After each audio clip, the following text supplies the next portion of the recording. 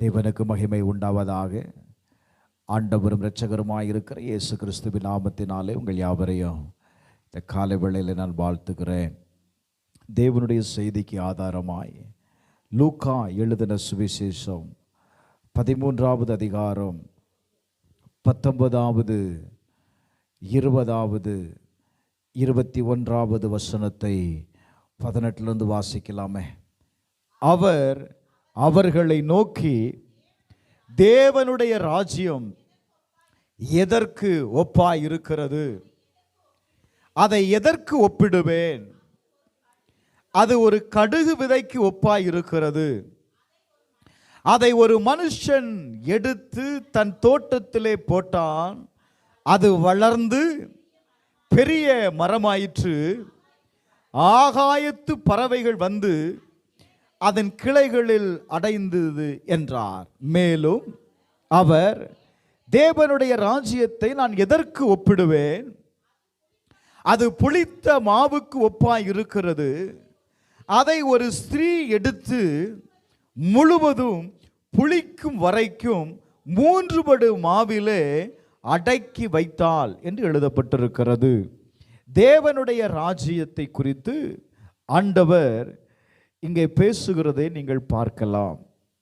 தேவனுடைய ராஜ்யத்தை 2 காரியத்திற்கு ஒப்பிடுகிறார்.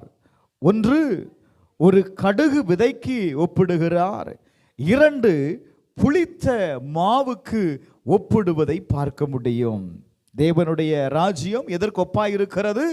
கடுகு விதைக்கு ஒப்பாயிருக்கிறது.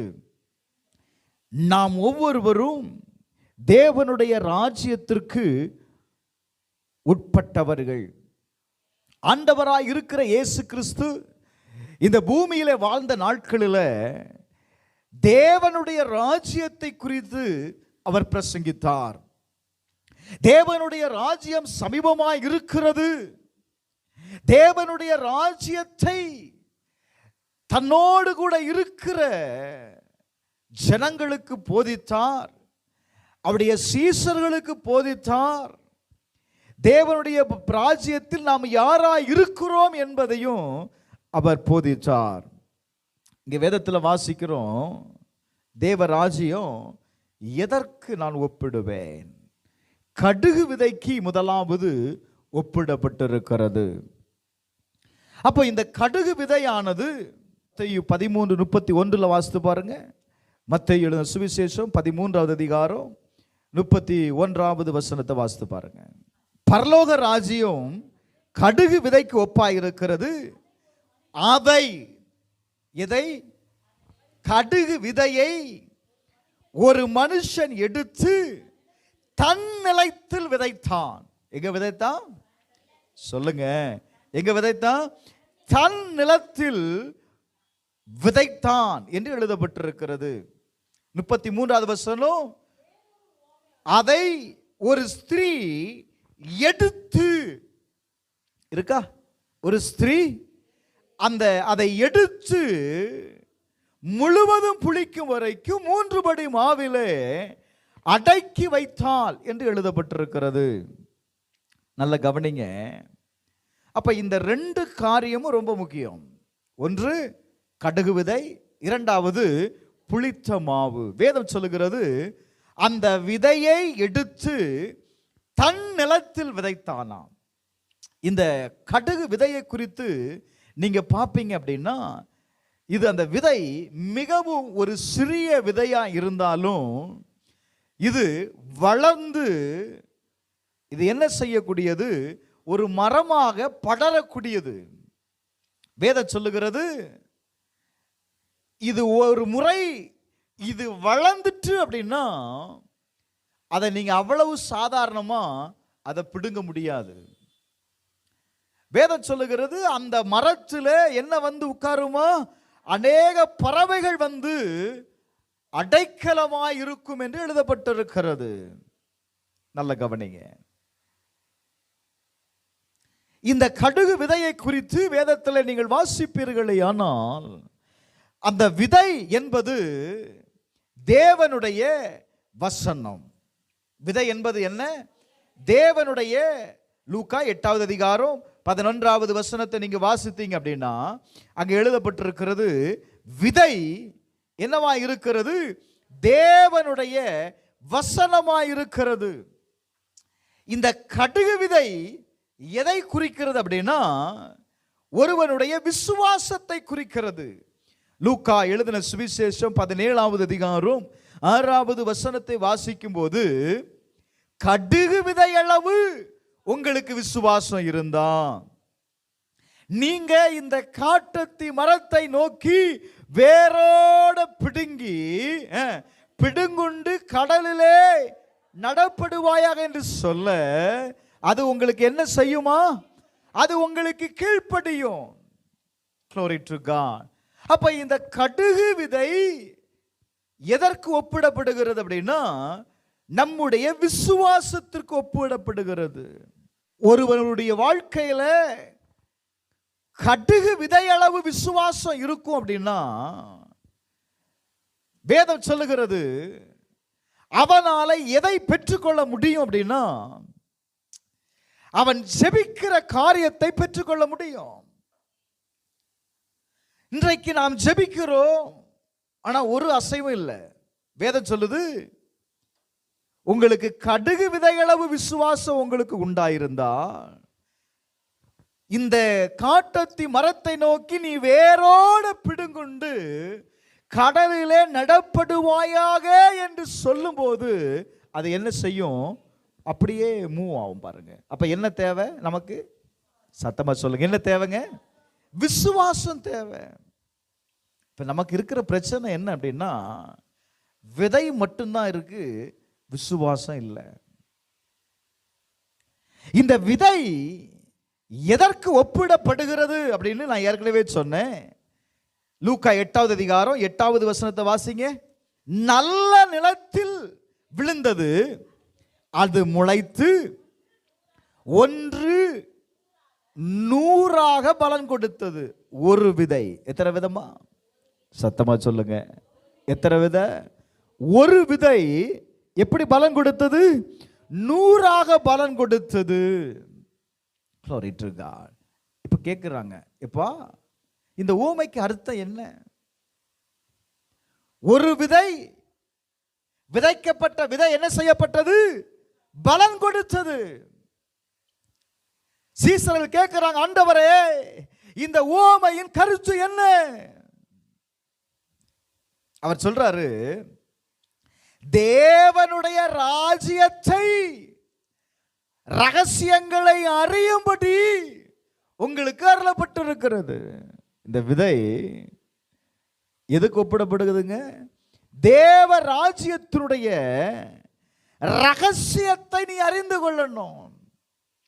தேவ ராஜ்யம் எப்படி செயல்படுகிறது? தேவ ராஜ்யம் யாருக்குள் செயல்படுகிறது? தேவ ராஜ்யம் செயல்படுகிற விதம் என்ன? அதனுடைய ரகசியம் என்ன? இந்த வசனத்தை வாசிங்க, 10வது வசனம். ரகசியங்களை அறியும்படி உங்களுக்கு அருளப்பட்டது, மற்றவர்களுக்கோ அவர்கள் கண்டும் காணாதவர்களாயும் கேட்டும் உணராதவர்களாகவும் இருக்கத்தக்கதாக அவைகளுக்கு இந்த ஓமையை சொன்னார். யாருக்குங்க? காணாத கண்டும் வசனத்தை கேட்டும் கேட்காம இருக்கிறவர்களுக்கு. இது எந்த பலனையும் செய்யாது. இது எந்த பலனையும் என்ன செய்யாது? செய்யாது. அங்க 4 காரியம் எழுதப்பட்டிருக்கு பாருங்க. அந்த விதையை குறித்து நீங்க வாசித்தீங்க அப்படின்னா, முதலாவது இந்த விதை என்ன செய்யப்படுகிறது அப்படின்னு பார்த்தீங்க அப்படின்னா, சில விதைகள் எங்க விழுந்துச்சு? சில விதை வழி அருகே விழுந்துச்சு. அது என்ன செய்யப்பட்டது? மிதி உண்டது. ஆகாயத்து பறவைகள் வந்து என்ன செய்யப்பட்டது? அதை பட்சித்து போட்டது. சில விதைகள் கற்பாறையில் விழுந்தது. அது முளைத்த பின் அது ஈரம் இல்லாததுனால் உலர்ந்து போயிற்று. அடுத்து சில விதை நல்ல நிலத்தில் விழுந்தது. சில விதைகள் முள்ளுள்ள இடத்தில் விளைந்தது. அப்ப 4 விதத்தில் அந்த விதை விதைக்கப்படுகிறத நீங்க பார்க்கலாம். இதை கேட்கிற நாம் அந்த வார்த்தையை கேட்கிறோம், வெளியே போன உடனே என்ன கேட்டோங்கிறத மறந்துடுறோம். வசனத்தை கேட்கிறோம், சில நெருக்கங்கள் வரும்போது, சில போராட்டங்கள் வரும்போது அந்த வசனத்தை என்ன செய்கிறது இல்லை, ஏற்றுக்கொள்ளுகிறது இல்லை, அதை பயன்படுத்துகிறது இல்லை. சில நேரத்தில் சில சூழ்நிலைகளினால நாம் கேட்கிற வார்த்தைகள் என்ன செய்கிறது, நிறைவேறாமலே போய்விடுகிறது இல்ல. நல்ல கவனிங்களேன். இன்னைக்கு ஏன் நம்முடைய ஆவிக்குரிய வாழ்க்கையில போராட்டங்கள் மாறாமல் இருக்கிறது, பிரச்சனைகள் மாறாமல் இருக்கிறது? வசனத்தை கேட்கிறவர்கள் தான். ஆனா என்ன காரணம் அப்படின்னா,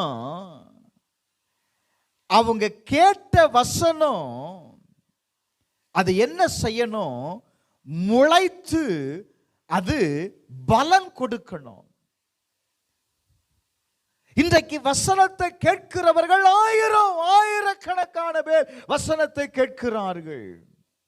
ஆனா பலன் கொடுக்கிறவர்கள் ஒரு சிலர் தான் இருக்கிறான்.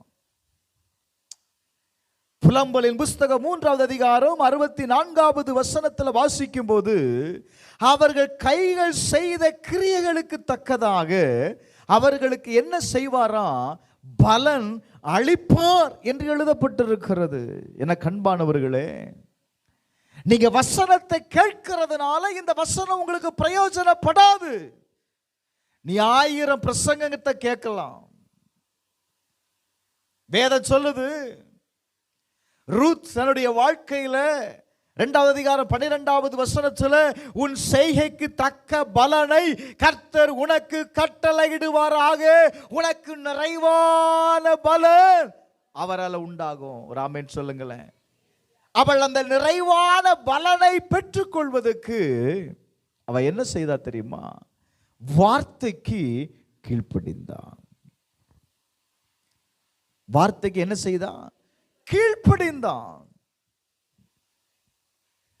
எத்தனை பிரசங்கத்தை கேட்கிறோம், எத்தனை வார்த்தைகளை கேட்கிறோம். ஏன் நம்முடைய வாழ்க்கையில் அந்த வார்த்தைகளை நம்மளால பிரயோஜனப்படுத்த முடியல அப்படின்னா, இன்னைக்கு கேட்கிற பிரசங்கம் இன்னையோட முடிந்துருது. அதுதான் பிரச்சனை. வேதத்தில் வாசிக்கும் பொழுது யோசுவாவை பார்த்து ஆண்டவர் சொல்றாரு, இப்ப இந்த வார்த்தையை நீ என்ன செய்யணும், நீ செய்ய கவனமா இருக்கணும். அதை விட்டு நீ இடதுபுறமும் வலதுபுறமும் என்ன செய்யக்கூடாது, விலகக்கூடாது. இந்த நியாயப்பிரமாண புஸ்தகம் உன் வாயை விட்டு பிரியாது இருப்பதாக நீ இதில் எழுதியிருக்கிறபடியெல்லாம் நீ செய்ய என்ன செய்யணும், கவனமா இருக்கணும். அடுத்து சொல்றாரு, அப்பொழுது நீ உன் வழியை வாய்க்க பண்ணுவாய். அப்பொழுது நீ உன் வழியை வாய்க்க பண்ணுவாய். ஆண்டவர் தேசத்தை காண்பித்தார், நீ போய் சுதந்திரித்துக் கொள்ளுன்னு சொல்லிட்டாரு. இவனுக்கு என்ன செய்வதுன்னு தெரியலங்க. உடனே தான் ஆண்டவருடைய வார்த்தை வருது, நீ இரவும் பகலும் நீ என்ன செய், மோசையினால் சொல்லப்பட்ட நியாயப்பிரமாணத்தை நீ தியானம் பண்ணு. வசனத்தை கேட்கிறதுனால உங்க வாழ்க்கையில எந்த பிரயோஜனமும் உண்டாகாது. லிசன், அது யாருடைய பிரசங்கத்தை நீ கேட்டாலும் சரி, இந்த வார்த்தையை நீ தியானம் பண்ணணும். தியானம்னா என்ன? மாடு பார்த்துருக்கீங்களா? மாடு பார்த்துருக்கீங்களான்னு கேட்டேன். நல்ல மேய்ந்ததுக்கு பிற்பாடு நல்ல ஆகாரத்தை எடுத்த உடனே அது என்ன செய்யும், அப்படியே அசை போடும். அதுதான் தியானம். அப்ப நீ என்ன செய்யணும்? கேட்கிற வசனத்தை அசை போடணும். வார்த்தை சொல்லுது, உங்களுடைய வார்த்தை கிடைச்ச உடனே நான் என்ன செய்தேன்? நான் உட்கொண்டேன். நமக்கு தான் உள்ளே போக மாட்டேங்க இல்ல. டைரியில் எழுதுனோடு சரி, டைரியில் எழுதி வைக்கிறோம், எதுக்கு எழுதுறோன்னு தெரியல எனக்கு. வார்த்தை என்பது, தியானம் என்பது, நீங்களாம் அதில் ரொம்ப கை தேர்ந்தவங்க பாருங்க. அதனால தான் இன்னைக்கு பிரசங்கம் உங்களுக்கு. எத்தனை பேர் முணுமுணுக்கிறீங்க வீட்டில்? முணுமுணுக்கிறதுனா அது என்னன்னு தெரியுமாம்மா? என்னது?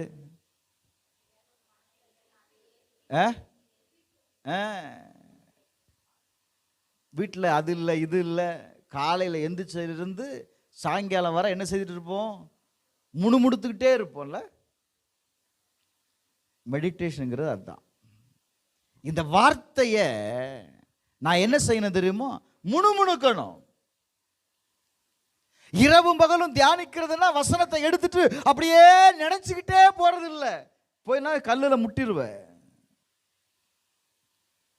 அது அல்ல. அவருடைய வார்த்தையை நான் என்ன செய்யணும் தெரியுமா? என் வாயினால நான் சொல்லிக்கிட்டே இருக்கணும். இதை எங்க வேணாலும் பண்ணலாம் பாருங்க. சங்கீதக்காரனை தாவீது சொல்றானா, அவருடைய துதி எப்பொழுதும் எக்காலத்திலும் எங்க இருக்கும்? என் வாயில இருக்கும். அப்படின்னா என்ன அர்த்தம்?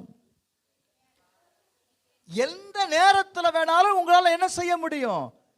சொல்லலாம்ல. அப்ப வேதம் சொல்லுகிறது, ஆண்டவர் சங்கீதம் 1 வாசிங்களேன், அங்கேயும் எழுதப்பட்டிருக்கு பாருங்க. நீ செய்கிறது உனக்கு வாய்க்கணும் அப்படின்னா இரவும் பகலும் வேதத்தில் என்ன செய்யணும்?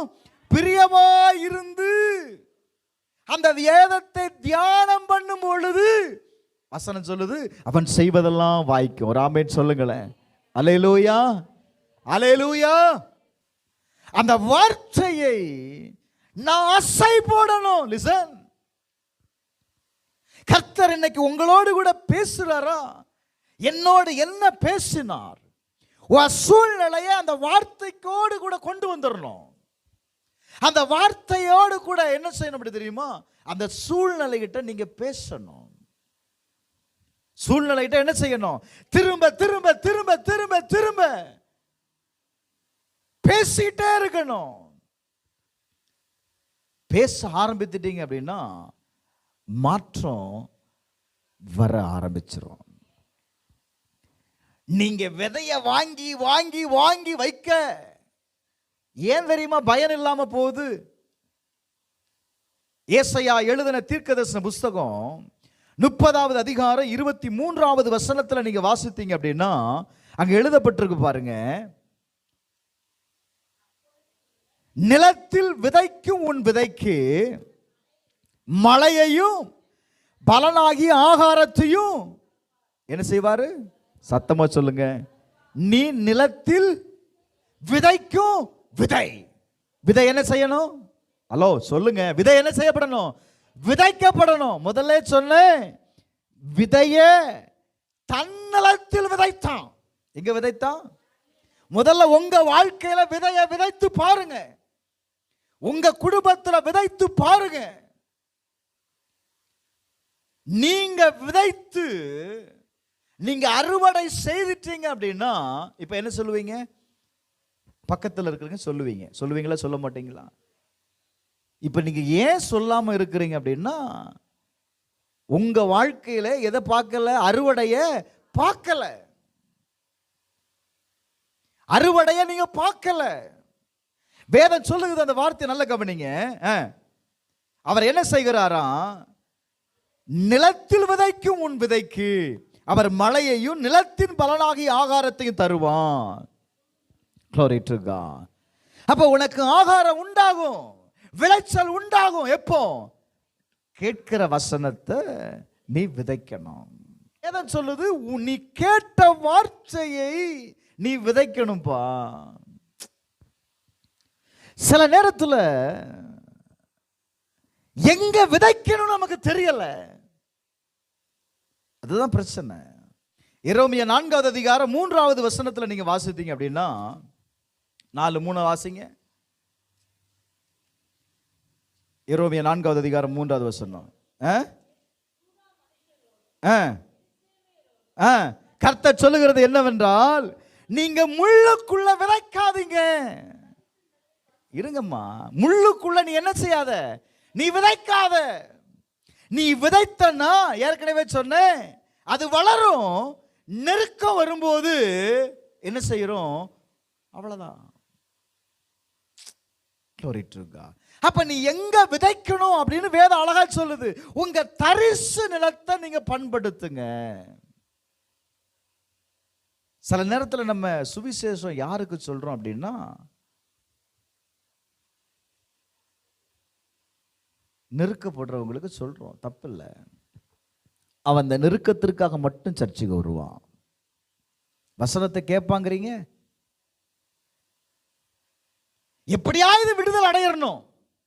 விடுதல் அடைஞ்ச உடனே சர்ச்சை விட்டு ஓடிடணும்.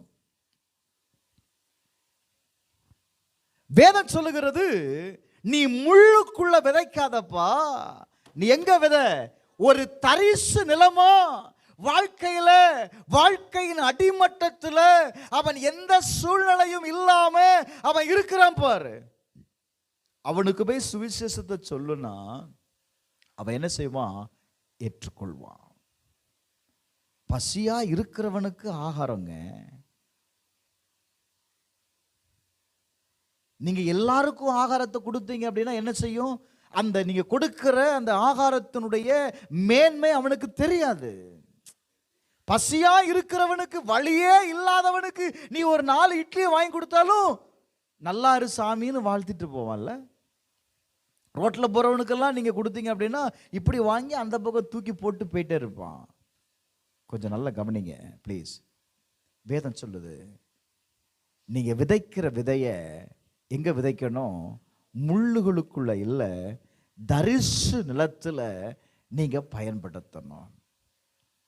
அப்போ வசனத்தை கேட்கிறவர்கள், ஆண்டவர் சொன்னார், எப்பா நீ வார்த்தையை மட்டும் கேட்கிறவனா நீ இருக்காத, அந்த வார்த்தையின்படி நீ என்ன செய்யணும், நீ செய்கிறவனா இருக்கணும். இல்ல, அதை தானே யாக்கோபுல நம்ம வாசிக்கிறோம்.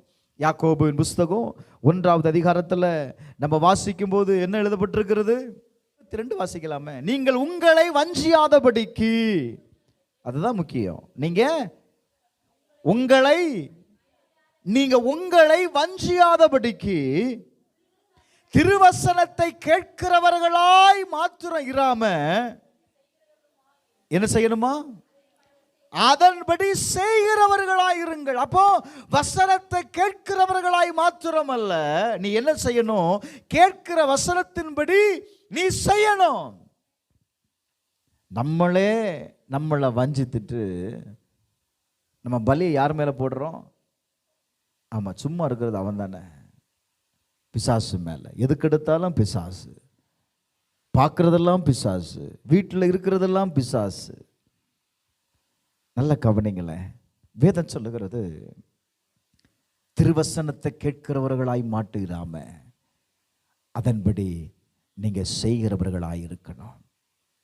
எனக்கு அன்பானவர்களே, நம்ம எத்தனை வார்த்தைகளை கேட்கிறோம். இன்னும் நல்ல கவனிங்களேன். ஓசியா எழுதின தீர்க்கதரிசன புஸ்தகம் 10வது அதிகாரம் 12வது வசனத்தை வாசித்து பாருங்க. ஓசியா 10வது அதிகாரம் 12வது வசனம். Glory to God. வேதம் சொல்லுது, நீதிக்கென்று விதைங்க, தயவுக்கு ஒத்தாய் அறுப்பருங்கள், உங்கள் தரிசு நிலத்தை பண்படுத்துங்கள். இது நீதியை வரிசிக்க பண்ணும் மட்டும் அவரை தேட. இது என்னவா இருக்கிறது, இதுதான் ரைட் டைம். இது விதைக்கக்கூடிய நேரம். நாள் வருகிறது, இந்த வசனத்தை கேட்கக்கூடாத, பேசக்கூடாத நாட்கள் வருகிறது. அப்போ திஸ் இஸ் a டைம். என்ன டைம் அப்படின்னா, இதான் ரைட் டைம். நான் என்ன செய்யணும், விதைய நான் விதைக்கணும்.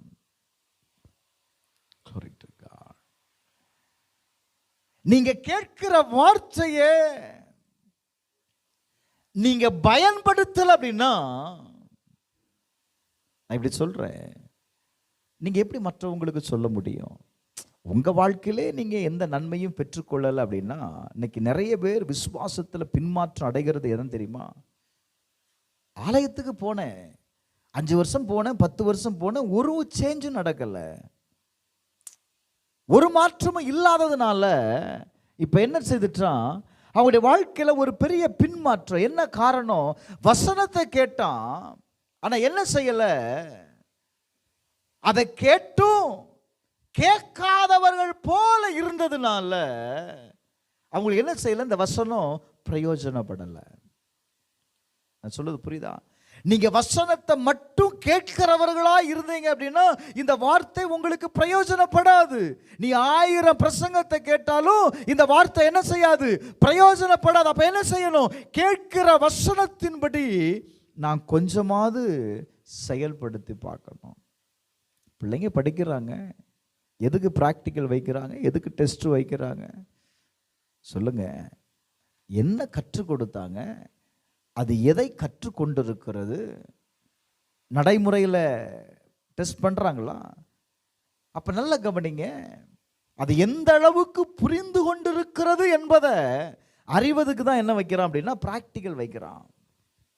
அப்போ நம்முடைய அன்றாட வாழ்க்கையில கேட்கிற சத்தியத்தை நீங்க பிரயோஜனப்படுத்தாதான் நீங்க எந்த அளவுக்கு நீங்க என்ன செய்திருக்கிறீங்க, வசனத்தை நீங்க கேட்டிருக்கிறீங்கன்னு உங்களுக்கு தெரியும். இன்னொரு வசனத்தை வாசிங்க, யோவேல் 1வது அதிகாரம் 17வது வசனத்தை வாசிங்க. விதையானது மண் கட்டிகளின் கீழ் மக்கி போயிற்று. சிலவங்க பார்த்தீங்கன்னா இந்த வார்த்தையை உள்ள வாங்கி வாங்கி டைரியில் எழுதி எழுதி, சிலவங்களுக்கு அது வேற பெரிய பெருமை. 10 டைரியில் எழுதி வச்சிருக்கேன் தெரியுமா? என் வீட்லேயும் நிறைய டைரியில் நான் எழுதி வச்சிருக்கிறேன்.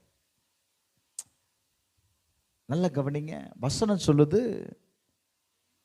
மண் கட்டிகளின் கீழ் அது என்ன செய்துட்டு மக்கி போயிற்று. எழுதப்பட்ட குறிக்கப்பட்ட, நான் குறிப்பு எடுக்க வேண்டாம்னு சொல்லல, அப்பப்போ எடுத்து பார்க்கணும். நீங்க ஏன் எழுதுறீங்க? கேட்கும்போது சில காரியத்தை நம்ம மறந்துடுவோம். நம்ம வீட்டில் போய் மறுபடியும் அதை ரிவைவ் பண்ணும் பொழுது, அதை எடுத்து தியானிக்கும் பொழுது உங்களுக்கு என்ன செய்யும் தெரியுமா? ஆண்டவர் மறுபடியும் பேசுவார். வசனம் சொல்லுது, அந்த வார்த்தை, அந்த விதை என்ன செய்யப்பட்டிருக்கிறது? மண் கட்டிகளின் கீழ் மக்கி போயிற்று. பயிர் தீந்து போகிறதுனால் பண்டக சாலைகள் பாழாகி களஞ்சியங்கள் இடிந்து போகும். அல்லோ, வார்த்தையை நீ பயன்படுத்தாம நீங்க ஒன்லி ஸ்டோர் பண்ணக்கூடிய நபரா இருந்தீங்க அப்படின்னா வசனம் சொல்லுது, அதை என்ன செய்யறோம்? பிரச்சனைன்னு வரும்போது டபார்னு இடிஞ்சு விழுந்துரும். இடிஞ்சு விழுதா? ஏன்? என்ன காரணம்? பிரயோஜனப்படுத்தல. என்னைக்காவது ஒரு நாள் எடுத்து பார்க்கலாம்னு நினைச்சீங்கன்னா எங்க இருக்குன்னு தெரியல. வசனம் சொல்லுது, களஞ்சியங்கள் என்ன செய்யறோம்? இடிந்து போயிடும். இந்த வேத வசனம் என்பது களஞ்சியத்திற்கு ஒப்பிடப்பட்டிருக்கிறது. அதுதான் இதை வேத களஞ்சியம் போங்க. இதை நீங்க இன்னைக்கு விதைத்தீங்க அப்படின்னா இது எத்தனை மடங்கு பலன் கொடுக்கும்? 100 மடங்கு பலன் கொடுக்கும். அப்போ ஒவ்வொரு வார்த்தையும் நீங்க பயன்படுத்தும் பொழுது அந்த வார்த்தை உங்க வாழ்க்கையில பலன் கொடுக்கக்கூடியது. லிசன். அப்ப நீ கேட்கிற பிரசங்கம் என்ன செய்யக்கூடியது? பலன் கொடுக்கக்கூடியது. இது சாதாரணமானது அல்ல. அப்ப ஏன் இது எனக்கு பிரயோஜனப்படலை அப்படின்னா, நம்ம முதல்ல வாசித்தோம், கேட்கும் பொழுதே எப்படி கேட்கறது? இந்த பிரசங்கம் தானே, இதை தான் நான் எத்தனை முறை நான் பார்த்துருக்கிறேன், இல்லை இதை எத்தனை முறை நான் கேட்டிருக்கிறேன். நீ 1000 முறை கேட்டிருக்கலாம். ஆனால் கர்த்தர் பேசும் பொழுது அந்த வார்த்தையில் எழுதப்பட்டிருக்கிறது, காது உள்ளவன் கேட்க கடவன். அப்ப விசுவாசத்தோடு நீ கேட்கும் பொழுது தாங்க இந்த வார்த்தை உங்கள் வாழ்க்கையில் பிரயோஜனப்படும். ரைட். ரெண்டாவது பார்த்தீங்க அப்படின்னா, வாசிமா அந்த வசனத்தை 13வது அதிகாரம் 19, 20. Glory to God. மேலும் தேவனுடைய ராஜ்யத்தை நான் எதற்கு ஒப்பிடுவேன்? அது புளித்த மாவுக்கு ஒப்பாய் இருக்கிறது. அதை ஒரு ஸ்திரீ எடுத்து, இங்க என்ன செய்யப்படுகிறது?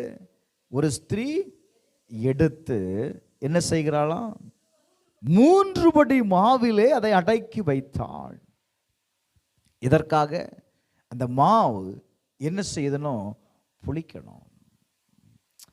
ஒரு மாவு புளிக்கணும் அப்படின்னா அதில் ஈஸ்ட் போட்டு என்ன செய்யணும்?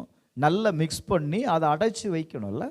அடைச்சி வச்சா தான் அது என்ன செய்யப்படும்? புளிக்கும். புளித்த மாவில் தான் தோசையோ இட்லியோ உங்களால் என்ன செய்ய முடியும்? செய்ய முடியும். புளிக்காத மாவில் தோசையை சுட்டு கொடுத்தீங்கன்னா இதை மனுஷன் சாப்பிடுவானா அப்படிங்கிற கேள்வி ரெண்டாவது வரும்.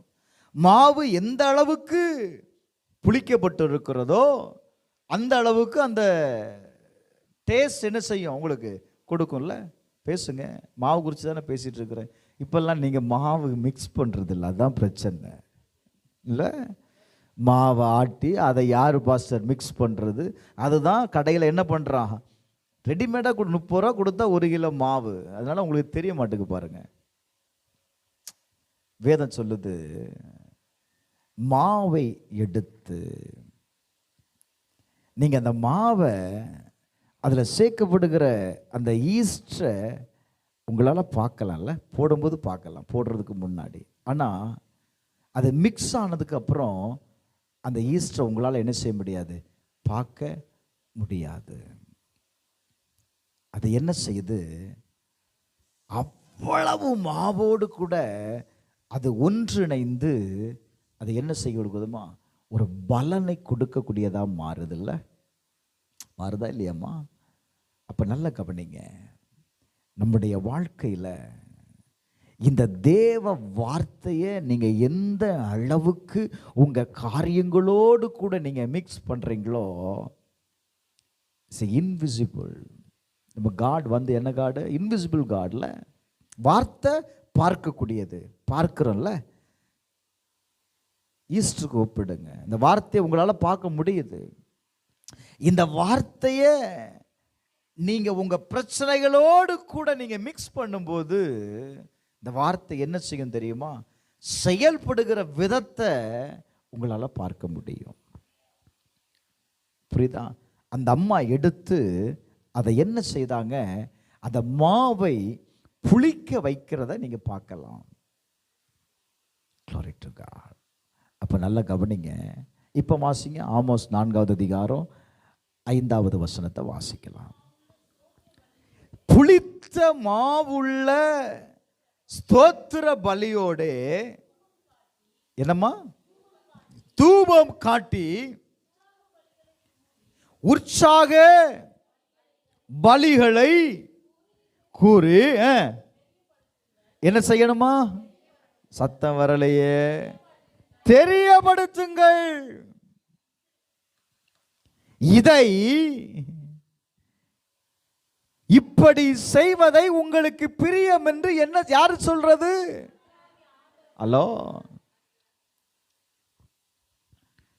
புளித்த மாவுள்ள ஸ்தோத்திர பலியோடு தூபம் காட்டி உற்சாக பலிகளை கூறி தெரியப்படுத்துங்கள். இஸ்ரவேல் புத்திரரே, இப்படி செய்வது யாருக்கு பிரியம்? உங்களுக்கு பிரியம் என்று கர்த்தர் சொல்லுகிறான். அப்ப நீங்க வசனத்தை கேட்கிறன்னா யாருக்கு ஒப்பிடப்படுது அப்படின்னா புளித்த மாவுக்கு ஒப்பிடப்படுகிறது. புளித்த மாவுக்கு என்ன செய்யப்படுகிறது? ஒப்பிடப்படுகிறது.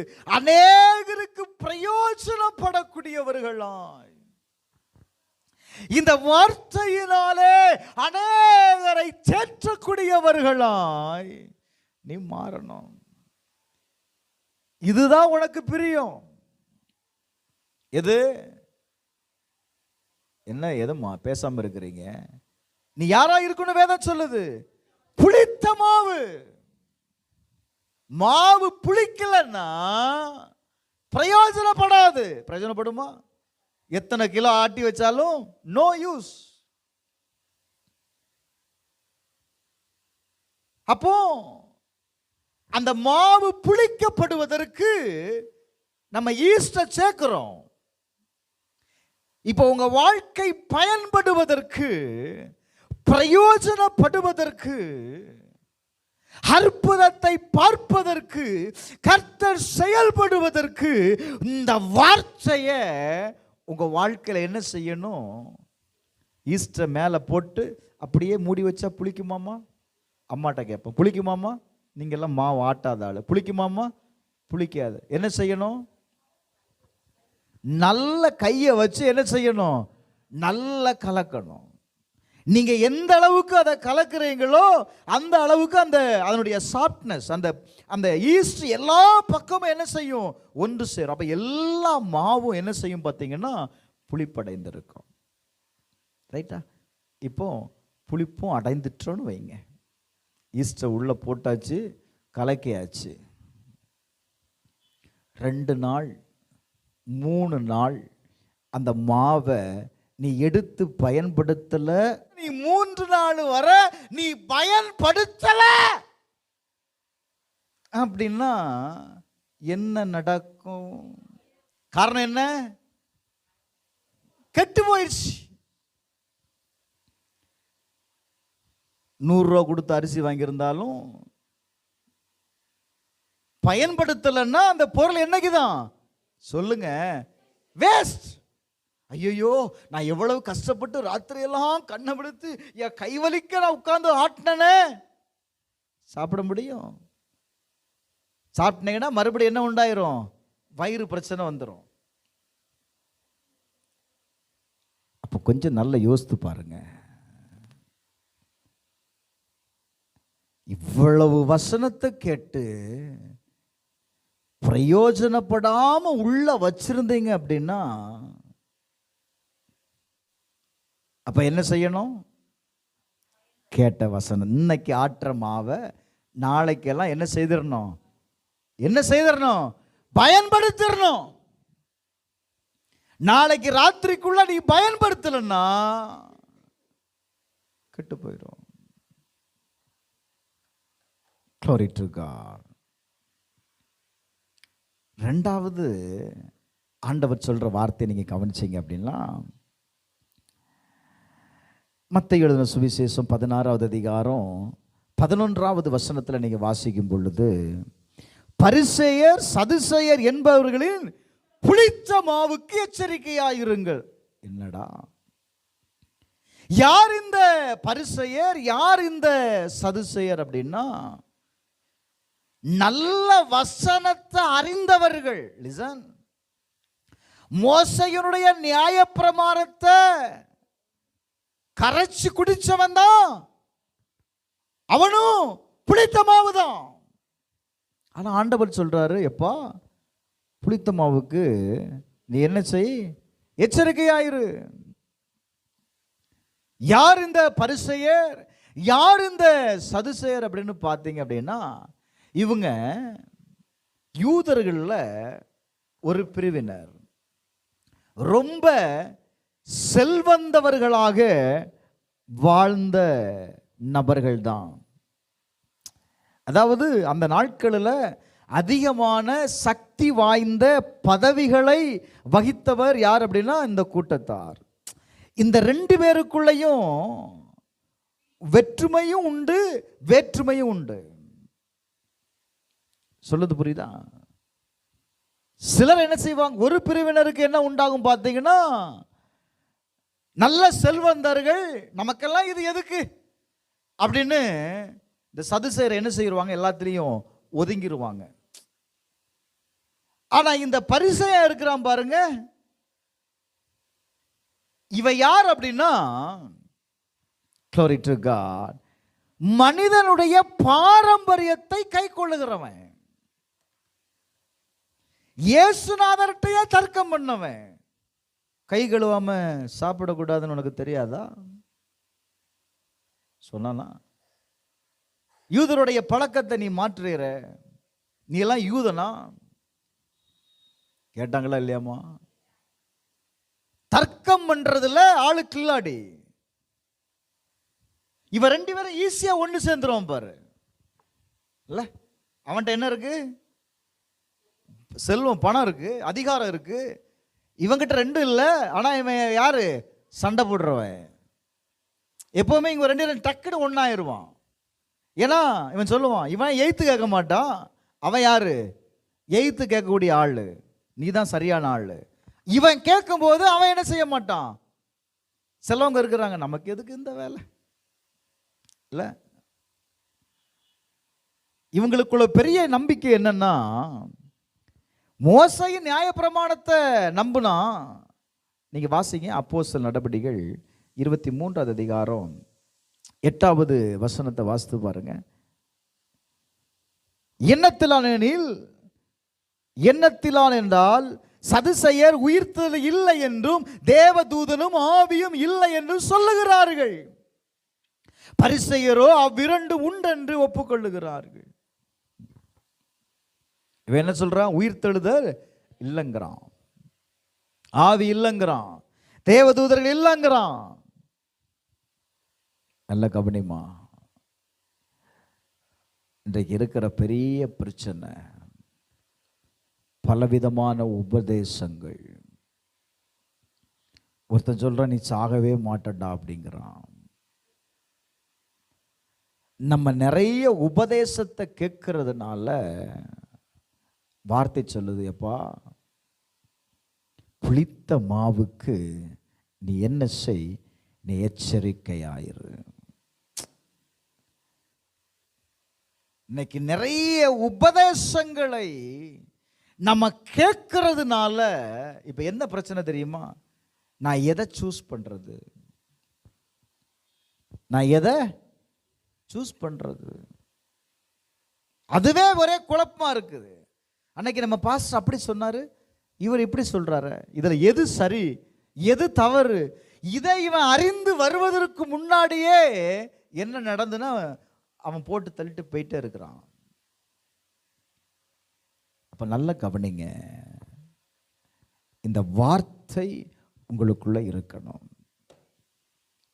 தேவனுடைய ராஜ்யம், தேவனுடைய ராஜ்யத்தின் ரகசியத்தை நீ அறிந்து கொள்ளணும் அப்படின்னா என்ன செய்யணும் அப்படின்னா, வேதம் ரொம்ப அழகா சொல்லுது, உங்களுக்குள்ள விதையாய் இருக்கிற இந்த வேத வசனம் உங்களுக்குள்ள இருக்கணும். கேட்கிற வசனத்தை தேவ ராஜ்யம் செயல்படுகிறது எப்படி அப்படிங்கிறத பார்க்கறத நீ புளித்த மாவுக்கு அது ஒப்பா இருக்கிறது. மாவு பிரயோஜனப்படுத்தணும். மாவை என்ன செய்யணும்? பயன்படுத்தணும். நீங்க பயன்படுத்தினாதான் அது என்னதாய் மாறும் அப்படின்னா, தேவ ராஜ்யம் உங்களுக்குள்ள இருந்து செயல்படுகிறதை நீங்க பார்க்க முடியும். நல்ல கவனிங்க, இன்னைக்கு ஏன் நம்முடைய வாழ்க்கையில் வெறுமை, ஏன் சில போராட்டங்கள் மாறாமல் இருக்கிறது, ஏன் சில பிரச்சனைகளுக்கு தீர்வை நம்மளால் பார்க்க முடியல அப்படின்னா, கேட்கிற வார்த்தையை நாம் என்ன செய்கிறதில்ல, எடுத்துக்கொள்ளுகிறதில்ல. ஆண்டவர் சொன்னா, இந்த உலகத்தில் உங்களுக்கு போராட்டம் உண்டு, உபத்திரவம் உண்டு. ஆனால் இந்த உலகம் என்னால், என் வார்த்தையால் என்ன செய்யப்பட்டிருக்கு அப்படின்னா ஜெயிக்கப்பட்டு இருக்கிறது. இயேசு 40 நாள் உபவாசம் பண்ணினாருங்க. இப்போ அவருடைய தேவை என்ன அப்படின்னா, அவர் பசியா இருக்கிறார் என்பதை பிசாசு அறிந்திருந்தான். இப்போ அறிந்து அவர்கிட்ட வரோம், நீ தேவ குமாரனே ஆனால் இந்த கல்லுகளை அப்பமாக்க முடியுமே, சாப்பிடு. அப்போ நீங்க நல்லா புரிந்து கொள்ளணும், அவன் என்ன செய்வான் அப்படின்னா, உங்க தேவை என்ன, உங்க சூழ்நிலை என்ன, உங்க பிரச்சனை என்ன என்பதை உங்களை விட அந்த பிரச்சனையுடைய ஆழத்தை அறிந்தது யார் அப்படின்னா பிசாசு. உங்களால் எதை மட்டும்தான் பார்க்க முடியும்? பிரச்சனையை மட்டும்தான் பார்க்க முடியும். அதனுடைய ஆழத்தை பார்க்கிறது யார் அப்படின்னா பிசாசு. அப்ப நான் என்ன செய்யணும்? கேட்கிற வசனத்துக்கு உங்களை ஒப்பு கொடுத்த மாத்திரம்தான் உங்களால இந்த தேவ ராஜ்யத்திலிருந்து எதையாயிலும் நீங்க பெற்றுக்கொள்ளலான்னு நினைச்சீங்க அப்படின்னா வேற வழியே இல்லைம்மா. தேவ ராஜ்யத்திலிருந்து நீங்க எதையாகிலும் பெற்றுக்கொள்ளணும் அப்படின்னா வேற வழியே இல்லை. இதுதான் வழி. நானே வழியும் சத்தியமும் ஜீவனுமாய் இருக்கிறேன். அவருடைய சத்தியம் என்பது வார்த்தை. இதுதான் வழி, இதுதான் வாசல். இதை தவிர வேற வழியே இல்லையே. இருந்ததுதான் ஆண்டவர் சொல்லியிருப்பாரு. இன்னைக்கு நம்ம என்ன செய்யறோம்? நிறைய குறுக்கு வழியை தான் தேடுறோம். ஆண்டவர் சொல்லிட்டார், எப்பா குறுக்கு வழியெல்லாம் தேடாத, கொஞ்சம் நெருக்கமாக தான் இருக்கும். இல்லை, போகிற வாசல் எப்படி தான் இருக்கும்னு சொல்லுது வசனம். அது நெருக்கமான வாசல் தான். அந்த வாசல் வழியாதான் நீ உட்பிரவேசிக்கணும். இந்த வாசல் வழியாதான் நீ உள்ள போகணும்.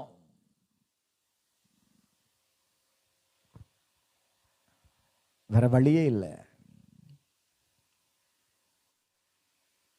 நீங்க வேதத்துல தானியேலின் புஸ்தகத்துல வாசித்தீங்க அப்படின்னா அது பலன் கொடுக்கும் பொழுது அது என்ன செய்யுமா? 4வது அதிகாரம் 10வது வசனம் நினைக்கிறேன், வாசித்து பாருங்களேன். உயரமான ஒரு விருட்சத்தை நான் கண்டேன். அந்த விருட்சம் வளர்த்து தேசத்தின் எல்லா பரியந்தமும் காணப்படத்தக்கதாய் அதன் உயரம் வான பரியந்தம் எட்டினது.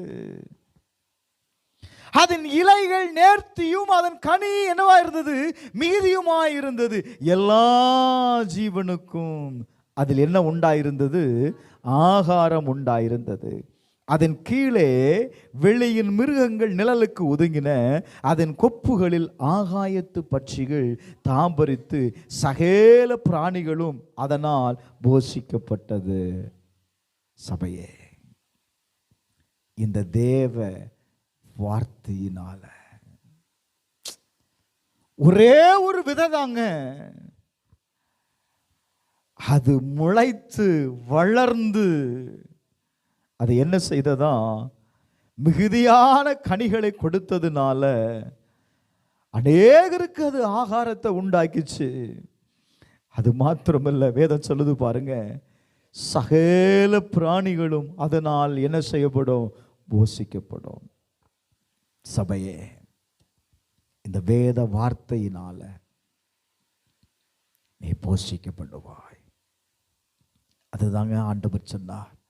மனுஷன் அப்பத்தினால் மாத்திரமல்ல, தேவனுடைய வாயிலிருந்து புறப்படுகிற வார்த்தையினாலும் என்ன செய்வான்? பிழைப்பான். எப்படி பிழைக்கிறது? இந்த வார்த்தையினால பிழைப்பு இருக்குன்னு ஆண்டவர் சொல்றாருப்பா. இங்க எழுதப்பட்டிருக்கிறது, சகல பிராணிகளுக்கும் இது என்ன செய்யப்படும்? இதனால போஷிக்கப்படும். ஆயத்து பறவைகளை கவனித்து பாருங்கள், அவைகள் நூற்பதும் இல்லை, விதைப்பதும் இல்லை, அவைகளை பரமபிதா என்ன செய்கிறாரு? போஷிக்கிறார். அவைகளை காட்டிலும் நீங்கள் காரணம் என்ன? வார்த்தை. அவருடைய வார்த்தை உன்னை போஷிக்கக்கூடியது. அவருடைய வார்த்தை உன்னை நடத்தக்கூடியது. அவருடைய வார்த்தை. இன்னைக்கு ஏன் ஆண்டவர் சொன்னார்ல, ஏன் இந்த வார்த்தைக்கு இவ்வளவு முக்கியத்துவம்?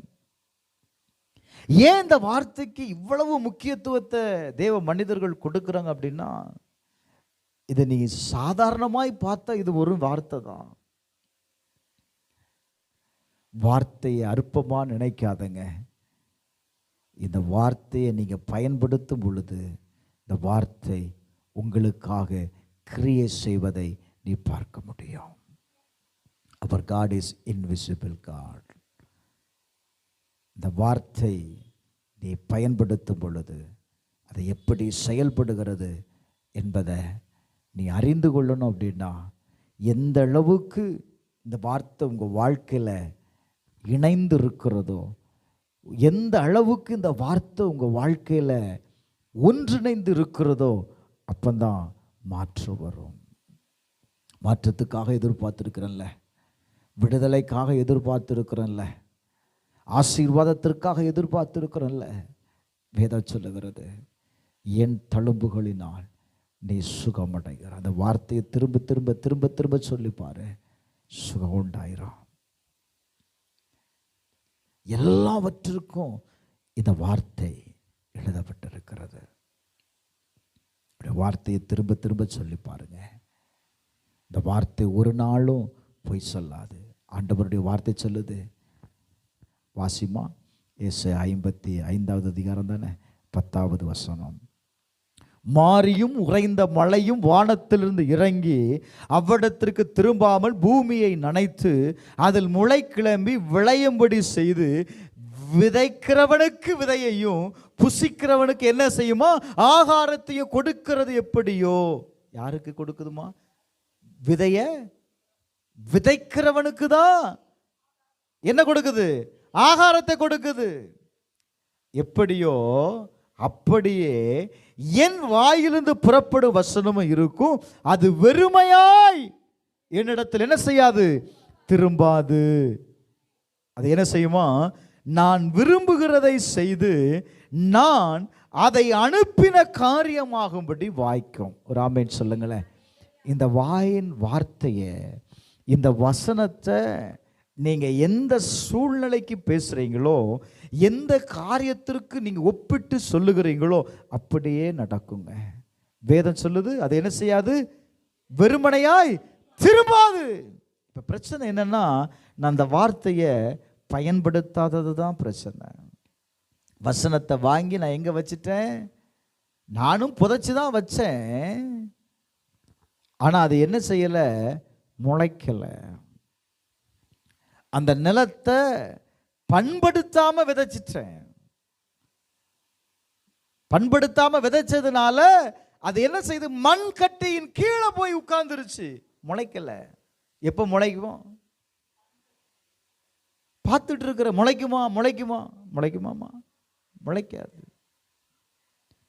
அப்ப தரிசு நிலம் என்ன செய்யப்படணும்? பண்படுத்தப்படணும். ரெண்டாவது விதைக்கணும். விதைக்கிறது பலன் கொடுக்கும். ஒரு ஆமென் சொல்லுங்களேன். ஹல்லேலூயா, ஹல்லேலூயா. அப்ப விதையை பயன்படுத்துங்க, கர்த்தர் உங்களை ஆசீர்வதிப்பார். எல்லாரும் எழுந்து நிற்போம். Glory to God. ஆண்டவர் சொன்னார், இப்படி செய்வது உங்களுக்கு பிரியமாயிருக்கும். நான் சொல்றேன், இப்படி செய்வது உங்களுக்கு பிரயோஜனமாய் இருக்கும் சிஸ்டர். சபையே, அவருடைய வார்த்தையை நீ சொல்லு.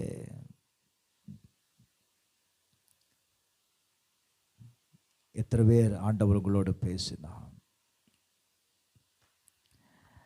இன்னைக்கு ஏன் நம்ம வாழ்க்கை கெட்டு போயிருக்கு?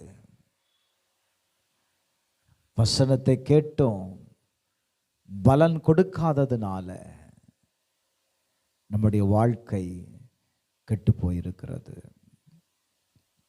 சில நேரத்தில் வசனத்தை கேட்கும்போது அப்படியே இன்ஸ்பிரேஷன் ஆகி உடனே செய்தோன்னு எதையாவது செய்கிறோம்.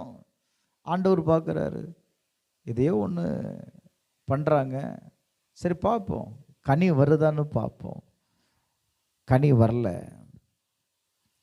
மறுபடியும் இதுதான் கனி கொடுக்கலையே, இதை வெட்டி போட்டுடலான்னு வரும்போது திடீர்னு அந்த செடியை சுற்றிலும் நல்ல இருக்கிற கல்லெல்லாம் புறக்கி கொஞ்சம் தண்ணி ஊற்றின உடனே ஆண்டவர் பார்க்குறாரு, இப்போ வேலை செய்ய ஆரம்பிச்சிருச்சு, ஒருவேளை அடுத்த வருஷம் வந்து பார்த்தா கனி கொடுத்துரும் அப்படின்னு பார்க்குறாரு. கனி கொடுக்கல. அடுத்த வருஷமும் வராரு, வெட்டி போட்டுடலான்னு வரும் பொழுது எதையாவது செய்கிறோம். இன்னைக்கு நம்முடைய வாழ்க்கை அப்படிதான் இருக்கு. சில நேரத்தில் ஏதாவது ஒரு இன்ஸ்பிரேஷனில் எதையோ ஒன்று அப்பப்போ செய்கிறோம், விட்டுறதும் பாருங்க, கனியே கொடுக்கல. அப்போ கனி கொடுக்காத மரம் வெட்டுண்டு அறுப்புண்டு அக்னியில் போடப்படுமா? நல்ல கவனி. பிரயோஜனம் இல்லாத மரத்தை ஆண்டவர் பராமரிப்பாரா? பிரயோஜனம் இல்லாத மரத்திற்கு தண்ணீர் பாய்ப்பாரா? பிரயோஜனம் இல்லாத மரத்திற்கு ஆண்டவர் பாதுகாவலராக இருப்பாரா? இன்னைக்கு ஆண்டவர்கிட்ட ஒப்பு கொடுங்க. நமக்கு பிரயோஜனமா இருப்பாண்டவரே, இந்த சபைக்கு பிரயோஜனமா இருப்பாண்டவரே, இந்த ஊழியத்திற்கு நான் பிரயோஜனமா இருப்பாண்டவரே. ஆண்டவர் சொன்னார். வேதத்தில் நீங்க வாசித்தீங்கன்னா, அவர் சொல்லி முடிந்த பிற்பாடு அவர் புறப்பட்டு போய் பட்டணங்கள் தோறும் கிராமங்கள் தோறும் உபதேசம் பண்ணி கொண்டிருந்தாராம். ஒரு ஆண்டவரை பார்த்து கேட்கிற, ரட்சிக்கப்படுகிறவர்கள் சிலர் பேர் தானா? சில பேர் தானா?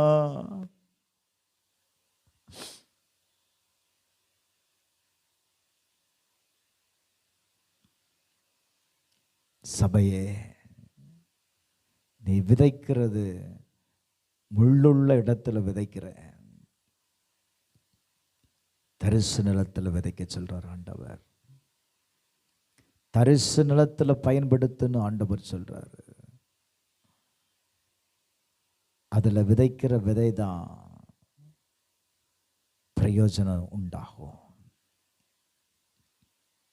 நல்லா கவனிங்க. எனக்கு எத்தனை பேர் ஒப்பு கொடுக்குறீங்க? கேட்கிற சத்தியத்தை நான் மற்றவர்களுக்கு அறிவிக்காம நான் போயிட்டேன்னா, அந்த வார்த்தை எனக்கும் பிரயோஜனப்படலை, அது மற்றவர்களுக்கும் பிரயோஜனப்படாம போயிடும். இன்னைக்கு ஆண்டவர்கிட்ட ஒப்பு கொடுங்க. எத்தனை பேர் ஆண்டவர்கிட்ட ஒப்பு கொடுக்குறீங்க? ஆண்டவரே, நீர் என்னோடு பேசுனீர். ஆண்டவரே,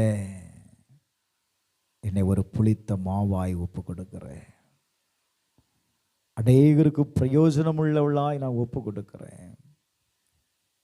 ஏன் தெரியுமா? புளித்த மாவு ஒரு ஸ்திரீக்கு ஒப்பிடப்பட்டிருக்கிறது. ஆண்டவருடைய ஊழியத்தில் நீங்க பார்த்தீங்கன்னா, பெண்கள் அநேகரை தேவன் பக்கம் ஆதாயம் செய்யக்கூடியவர்களாயிருந்தார்கள். சபை பக்தி விருத்தி அடைவதற்கு அவர்கள் ஒரு காரணமாயிருந்தார்கள். வசனத்தை கேட்கிற நாம் வார்த்தையை பிரயோஜனப்படுத்துக சிஸ்டர்.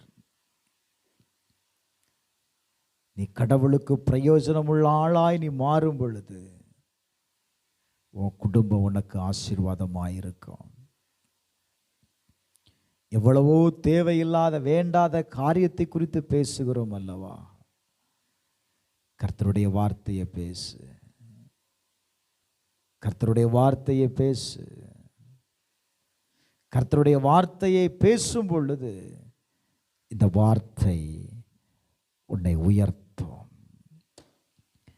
ஒரே ஒரு விதம் அநேக ஆயிரங்களுக்கு பிரயோஜனமாய் மாறினது. ஒரே ஒரு ஆள் உங்களால் மட்டும் பல ஆயிரங்களுக்கு பிரயோஜனமுள்ள ஆளாய் மாற முடியும். ஒரு ஆள் 1000 பேருக்கு பிரயோஜனமாய் மாற முடியும். கொஞ்சம் யோசித்து பாருங்க. உங்களை சுற்றிலும் 1000 பேர் இருக்கிறாங்க. அந்த 1000 பேருக்கும் பிரயோஜனமான ஆள் நீங்க தான். உங்கள் ஃப்ளாட்டில் உங்களை சுற்றிலும் எத்தனை பேர் இருக்கிறாங்க, எத்தனை குடும்பம் இருக்கிறாங்க, அத்தனை குடும்பத்திற்கும் கர்த்தர் உங்களை பிரயோஜனம் உள்ள ஆளாய் வைத்திருக்கிறார். எங்கேயோ இருக்கிற ஆளுக்கு நீ சுவிசேஷம் சொல்லாத. ஆண்டவர் நீ இருக்கிற பட்டணத்தில், நீங்க இருக்கிற பகுதியில் உங்களை ஆண்டவர் ஒரு விதையாய் வைத்திருக்கிறார். அந்த விதையை போடு. முதல்ல நீ இருக்கிற இடத்துல போடு. வசனம் சொல்லுகிறது, தன் இடத்தில் தன் நிலத்தில் விதைத்தாள். அடுத்தவன் நிலத்தில் போய் விதைக்காத. அந்த பயனை நீ பார்க்கணும். அந்த ஆசீர்வாதத்தை உன் குடும்பம் பார்க்கணும். உன் பிள்ளைகளுடைய உயர்வை நீ பார்க்கணுன்னா நான் சொல்கிறேன், இந்த வார்த்தையை பயன்படுத்தியா? எத்தனை பேர் ஒப்பு கொடுக்குறீங்க? கர்த்தர் என்னோட பேசுகிறார்னு எத்தனை பேர் ஒப்பு கொடுக்குறீங்க? நான் இப்போ உங்களுக்காக நான் ஜெபிக்க போகிறேன். எங்கள் பரலோக பிதாவே, கேட்ட வசனத்தின்படி எங்களை ஒப்பு கொடுக்கிறோம்ப்பா. தேவராஜ்யத்தின் புத்திரராய் இருக்கிற எங்களை தேவராஜ்யத்திற்கு ஆண்டவரே பிரயோஜனமுள்ள பாத்திரமாய் எங்களை மாற்றும். உமக்காக பலன் கொடுக்கிற மரமாய் எங்களை மாற்றுங்கப்பா. எங்கள் ஒவ்வொருவரையும் ஆசீர்வதியும் குடும்பத்திற்குள் உண்டாகட்டும். இயேசுவின் நாமத்தில் ஜெபிக்கிறேன் நல்ல பிதாவே, ஆமென்.